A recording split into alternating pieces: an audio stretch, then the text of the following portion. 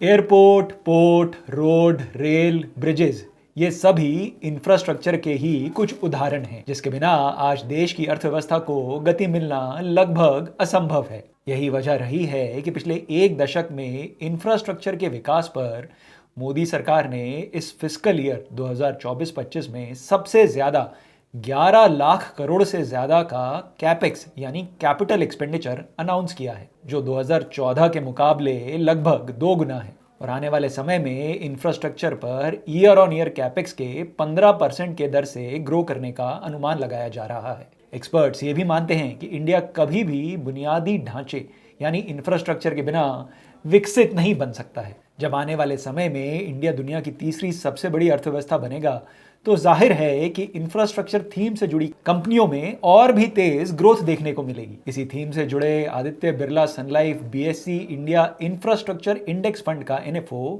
Open हो चुका है 14 नवंबर से, और इस एनएफओ की क्लोजिंग डेट है 28 नवंबर 2024। क्यों और किन इन्वेस्टर्स को करना चाहिए इस थीम के एनएफओ में इन्वेस्ट? क्या आने वाले समय में इंफ्रास्ट्रक्चर थीम से मिल सकते हैं बेहतरीन रिटर्न्स? इससे जुड़े सभी बिंदुओं पर विस्तार से बात करेंगे इस वीडियो में। नमस्कार, मैं हूं मनीष तनेजा और आप देख रहे हैं जेड फंड्स, जहां आप कर सकते हैं डेली एसआईपी।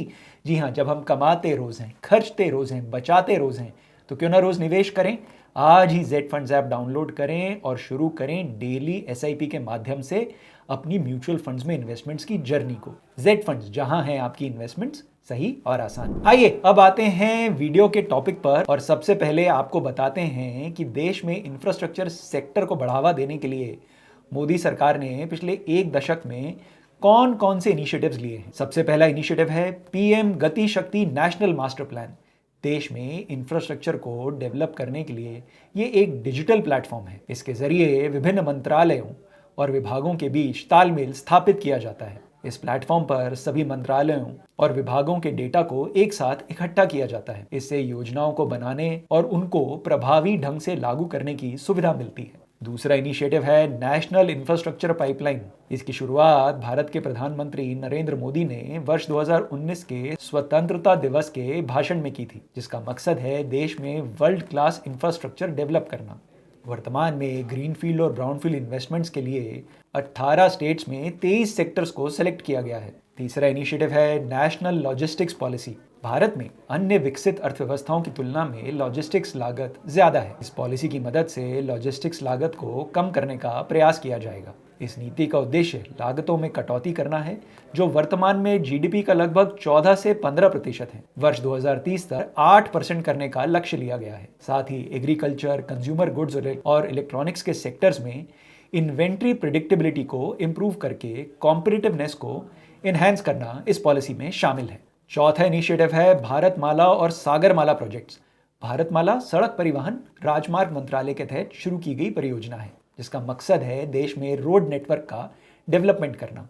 वहीं सागरमाला प्रोजेक्ट को मिनिस्ट्री ऑफ पोर्ट्स, शिपिंग और वाटरवेज के द्वारा शुरू किया गया है। इसका मकसद है देश के बंदरगाहों पर कनेक्टिविटी बढ़ाना और समुद्र तट की क्षमता का एक्सप्लॉयटेशन करना। अब तक हम ये तो समझ गए कि भारत सरकार देश में इंफ्रास्ट्रक्चर को पुख्ता करने के लिए कई कदम उठा रही है, पर इस इंफ्रास्ट्रक्चर डेवलपमेंट से किन कंपनीज को फायदा होगा और कैसे उन कंपनीज में इन्वेस्ट किया जाए ताकि हमारी भी वेल्थ बढ़े, आइए अब ये डिस्कस करते हैं। सबसे पहले जानते हैं इंडेक्स की मेथोडोलॉजी के बारे में। इस इंडेक्स में 5 क्लस्टर्स को इंक्लूड किया जाएगा। ये क्लस्टर्स हैं एनर्जी, एनबीएफसी, कंस्ट्रक्शन, इंजीनियरिंग और ट्रांसपोर्टेशन एंड यूटिलिटीज। बात करें इसके 2014 से 2024 तक के हिस्टोरिकल परफॉर्मेंस की, तो BSE India infrastructure total return index ने BSE 500 total return index, Nifty 50 total return index, Nifty infrastructure total return index से बेहतर रिटर्न्स दिए हैं। पहले कुछ साल 2014 से 2020 तक BSc India infrastructure total return index की बहुत ज्यादा अच्छी परफॉर्मेंस देखने को नहीं मिली थी।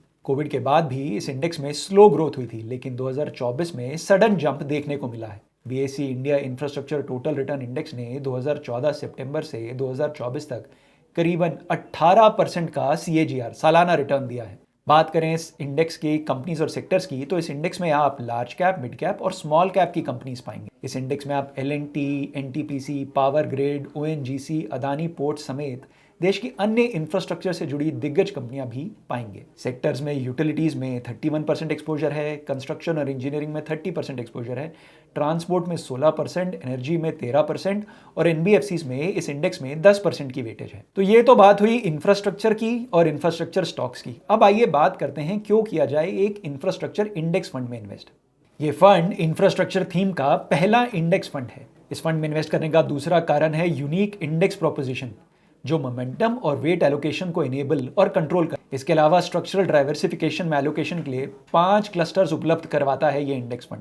इन क्लस्टर्स के बारे में हम पहले ही आपको बता चुके हैं। इन सब के अलावा अगर आप एक ऐसे इन्वेस्टर हैं जो इंडेक्स बेस्ड सेक्टर एलोकेशन कर अपने पोर्टफोलियो को डाइवर्सिफाई करना चाहते हैं, तो ये आपके लिए एक अच्छी इन्वेस्टमेंट ऑप्शन हो सकती है। और अगर आप पॉलिसी लिंक्ड थीम्स को कैप्चर कर इंडिया की ग्रोथ स्टोरी में भागीदार बनना चाहते हैं, तो भी ये इंडेक्स फंड आपके लिए एक अच्छा इन्वेस्टमेंट ऑप्शन हो सकता है। Aditya Birla sun life India infrastructure fund एक open ended passive mutual fund scheme होगी। यानी इस स्कीम में आप कभी भी पैसा इन्वेस्ट कर सकते हैं और कभी भी पैसा निकाल सकते हैं, लेकिन ये स्कीम एक्टिवली मैनेज नहीं होगी। जी हाँ, कोई फंड मैनेजर इसमें स्टॉक सिलेक्शन नहीं करेगा। ये स्कीम अपने बेंचमार्क को फॉलो करेगी। जितने स्टॉक्स जिस वेटेज में बेंचमार्क में मौजूद हैं, ये फंड उन्हीं में उसी वेटेज के हिसाब से पैसा इन्वेस्ट करेगा। इस फंड में 30 दिन तक 0.05% का एक एग्जिट लोड भी होगा। इस फंड में आप SIP, STP और लमसम के माध्यम से इन्वेस्ट कर सकते हैं। इस स्कीम के NFO में मिनिमम इन्वेस्टमेंट अमाउंट है 1000 रुपए। इस फंड का बेंचमार्क होगा BSE India infrastructure total return index. क्या किसी म्यूचुअल फंड स्कीम में उसके 1, 1.5, 2 सालों का रिटर्न देख के इन्वेस्ट किया जाए, या इन्वेस्ट किया जाए अपने इन्वेस्टमेंट होराइजन के हिसाब से और अपने फाइनेंशियल गोल्स के हिसाब से? क्या इंफ्रास्ट्रक्चर थीम प्ले करने का कोई और अच्छा फंड है? इस सारी जानकारी के लिए आज ही Z Funds ऐप डाउनलोड करें और बात करें अपने Z Fund एक्सपर्ट से। Z Funds, जहां है आपकी इन्वेस्टमेंट्स सही और आसान। Mutual fund investments are subject to market risks. Read all scheme related documents carefully.